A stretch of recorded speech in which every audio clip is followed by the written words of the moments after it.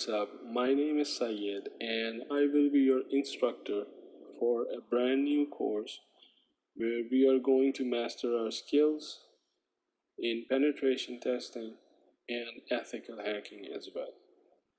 This course has been designed for the professionals already familiar with the field of information technology. If you're working within an environment where you feel kind of stuck for years and want to level up your skills for better opportunities in the future, please follow this free course where I will try my best to cover every possible detail. We are going to start with some basic level details, moving subsequently towards advanced level, and finally ending our course when we will be feeling confident on our skills to hack into live systems and networks. Now, before you indulge your time into taking this course, I expect you to have some basic knowledge about IT fundamentals and basic networking. We are not going to cover the topics such as what is IP, what is subnet, how to configure a network connection within a PC, etc. etc. Also, you must be well informed about different operating systems, their installation procedures, and some basic commands and softwares that come with it.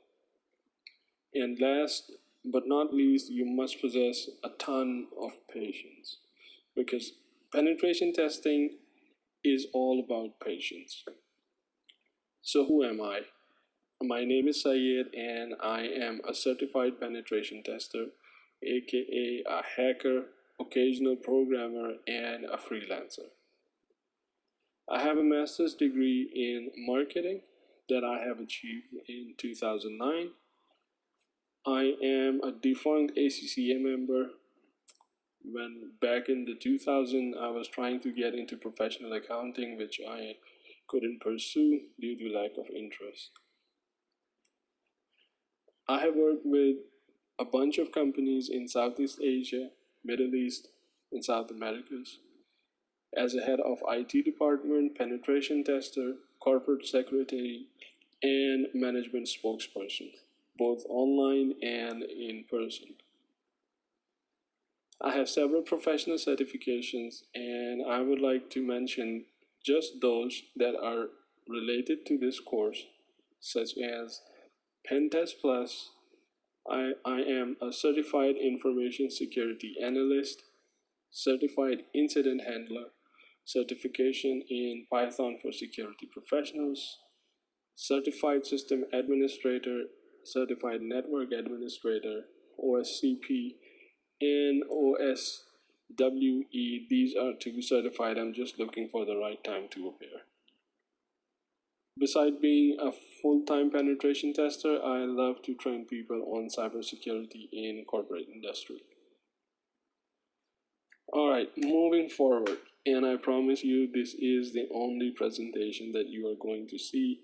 We are not going to see a lot of presentations. This is just the intro, so I have to put in the basic information here. All right, moving forward with the contents of this course. As you can see on your screens right now, I have laid out the whole program over here. Pause the video if you need to take a screenshot because all of your training will be revolving around these parts over and over again. We will start from stage 1 until we reach stage 5. We will change the tactics and start with the stage 1 again and so on. Every time we hit this loop, we are going to use different approach, different tools, and there will be a pop quiz, a small test to verify your grip over the procedure. At any point in this course, if you are not able to grasp any key factor, please leave a comment below or try Google it yourself to read about that factor in detail, or perhaps try to find official documentation on it. Right?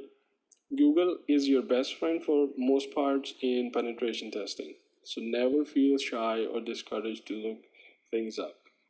It's nearly impossible to keep track of every information on daily basis. Utilize some part of your brain as a random access memory. That's my tip number one for today. Stage one, reconnaissance, or just simple recon. This part means that you have to look the information without engaging the target. Okay, think it like that way. If you are working as an assistant or you're just starting up with information security and someone asks you, what are the basic things that you are going to do before getting started? So the first thing that comes to your head is, okay, I have to plan this. How do I have to do this?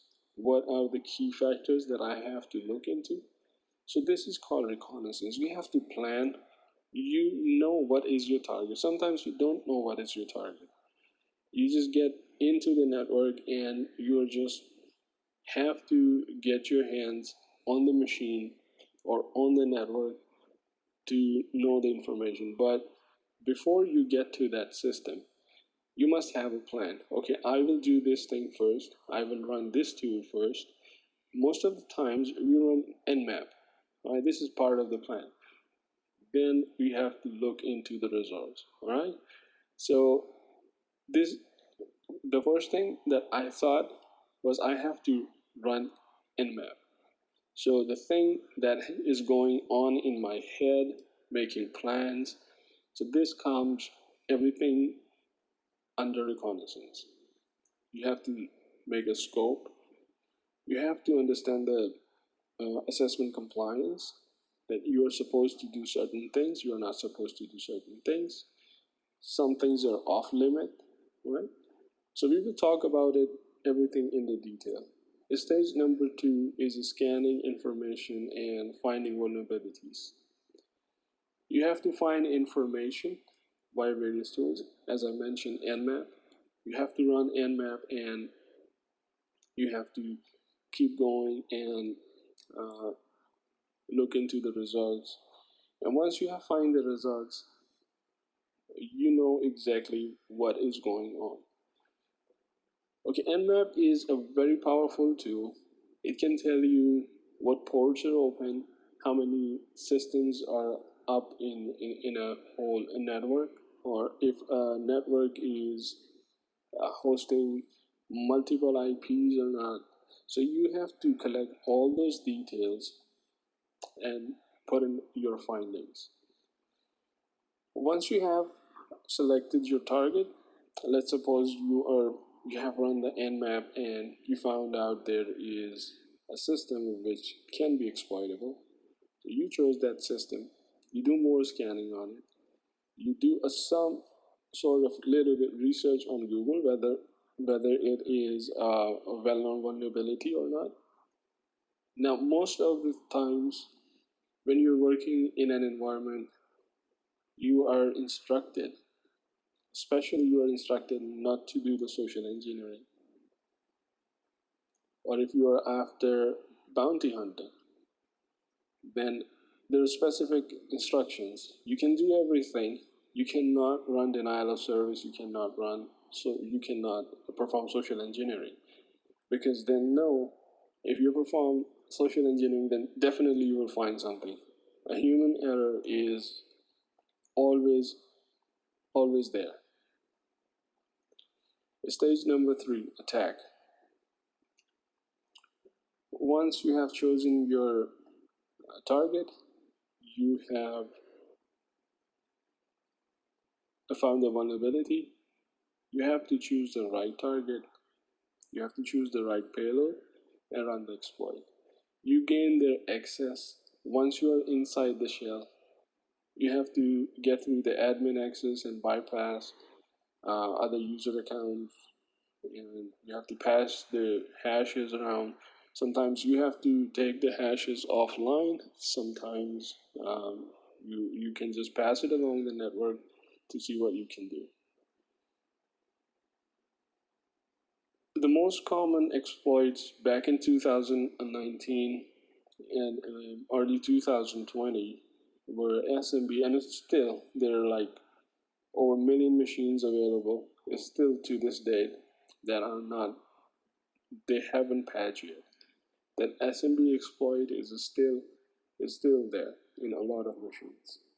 So if you're looking to exploit SMB, SQL, or any other weakness, you have to go after it, and then you have to plan your post-exploitation tactics. How you're gonna do the backdoor, which comes in the next stage, which is maintaining access.